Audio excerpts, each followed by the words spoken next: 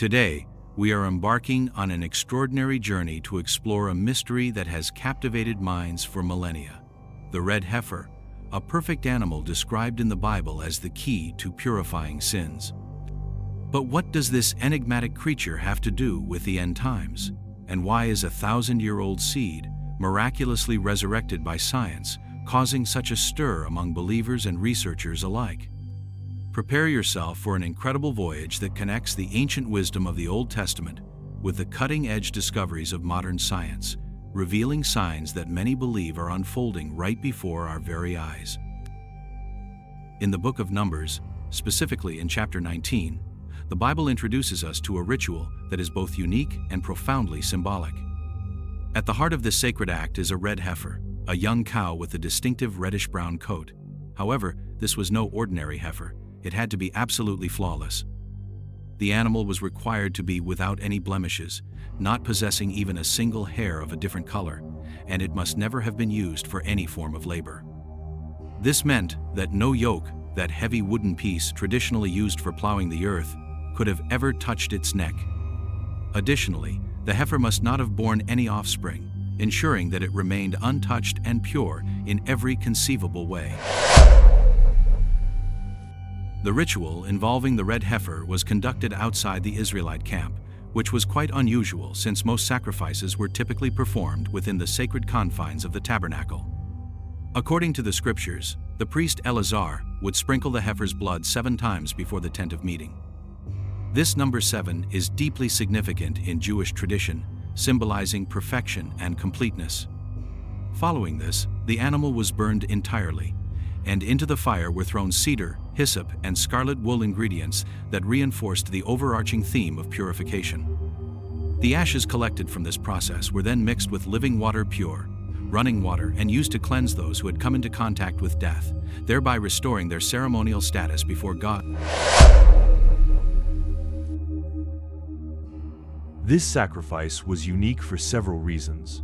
First, it involved a female animal, which was rare in Mosaic rituals, as they usually featured males like bulls or lambs.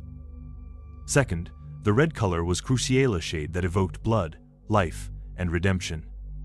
For Christians, the ritual foreshadows Jesus' sacrifice, who, sinless, was killed outside the city to purify humanity. In Jewish tradition, the heifer holds even greater prophetic weight. Rabbi Maimonides, one of the greatest Jewish thinkers of the Middle Ages, wrote that only 9 heifers were sacrificed from Moses' time until the destruction of the Second Temple in 70 AD. The 10th, he said, will be offered by the Messiah, marking the dawn of a new era. But what makes this ritual even more fascinating is its rarity. Unlike other sacrifices, which were frequent, the red heifer sacrifice was sporadic, performed only when needed. This raises a question. Why is such a specific and demanding ritual coming back into the spotlight today? Let's fast forward to today. In August 2018, a red heifer was born in Israel and made global headlines. With no visible defects and never having borne a yoke, it seemed to meet the biblical criteria. But finding a perfect heifer is nearly impossible. Rabbinic traditions state that if even 2 hairs of another color, black, white, anything are found, it's disqualified. Even a minor incident, like a bird landing on its back or someone touching it impurely, can render it unfit. The red heifer is the first step toward purifying the Temple Mount and preparing the site for the third temple. Without its ashes, the priests cannot perform the necessary rituals. The 2018 heifer was a milestone. We've examined it for years, but it's now 7 years old, which places it outside the young heifer category. Still, its birth made us believe we are closer than ever. The Temple Institute, an organization dedicated to rebuilding the temple in Jerusalem, has invested decades in this dream.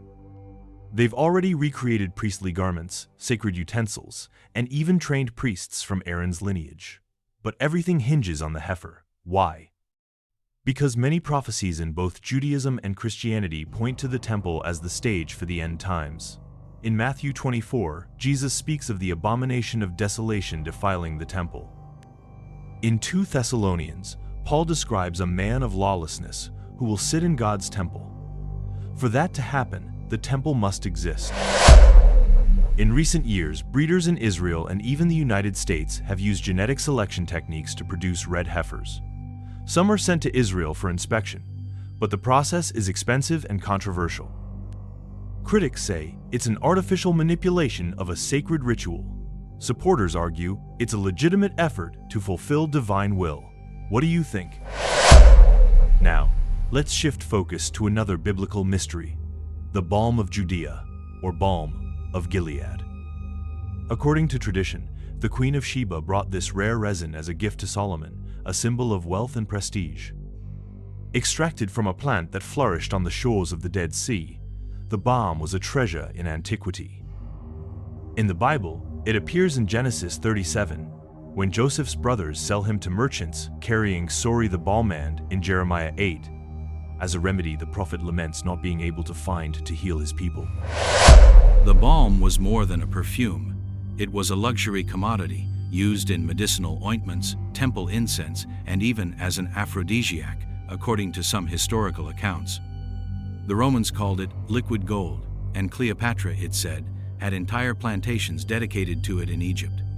But after Jerusalem's destruction in 70 AD, the plant identified as Commiphora gileadensis vanished. The gardens of the Dead Sea were abandoned, and the balm became a legend, lost for over 1,000 years. In Herod's time, the balm was so valuable, it was worth twice its weight in gold. It was cultivated in places like Ein Gedi, a biblical oasis famous for its springs and vineyards. But with wars and the Jewish diaspora, the knowledge of its cultivation was lost. That is, until centuries later, when science stepped in to rewrite this story. In 1987, a discovery changed everything. During excavations in a cave near the Dead Sea, archaeologists found a small seed, 1.8 centimeters long, weighing half a gram. The desert's dry climate preserved it like a time capsule. It was handed to Dr. Sarah Salin from the Natural Medicine Research Center in Jerusalem, a scientist known for reviving ancient seeds like 2,000-year-old date palm seeds that produced edible fruit. After 24 years of research, the seed germinated. It was 2011, and the world witnessed a scientific resurrection. DNA tests showed it belonged to the Commiphora genus, the same family as the balm of Judea.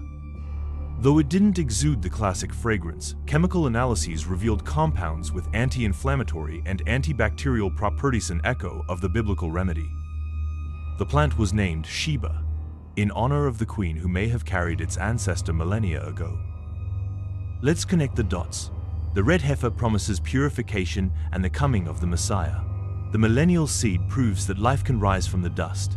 In the Bible, resurrection is a recurring theme. In Ezekiel 37, God makes dry bones come to life. In Daniel 12:2, we read that many who sleep in the dust of the earth will awake. Are these events an ancient ritual and an extinct plant returning just coincidences, or signs of something greater?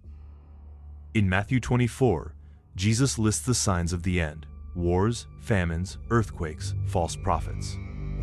Some say these events are cyclical, but the possibility of a third temple and the rebirth of lost species add a new layer to the debate. For Orthodox Jews, the heifer heralds the Messiah. For Christians, it may signal Christ's return. For scientists, it's a triumph of human curiosity. And for you, what does it mean? So, what do you think? Are we witnessing prophecies come to life, or just fascinating coincidences? Science shows us that the impossible is possible. Seed can sprout after 1,000 years. A perfect heifer can emerge in our time. Faith reminds us that the future is in greater hands, and that signs like these may be messages for those who know how to listen. Whatever your view, this dance between past and present, between the sacred and the scientific, invites us to reflect. What comes next? Are we ready for what the future might reveal? Share your thoughts in the comments and join us on the next adventure into the unknown. See you soon. This was Matrix Facts, and see you soon.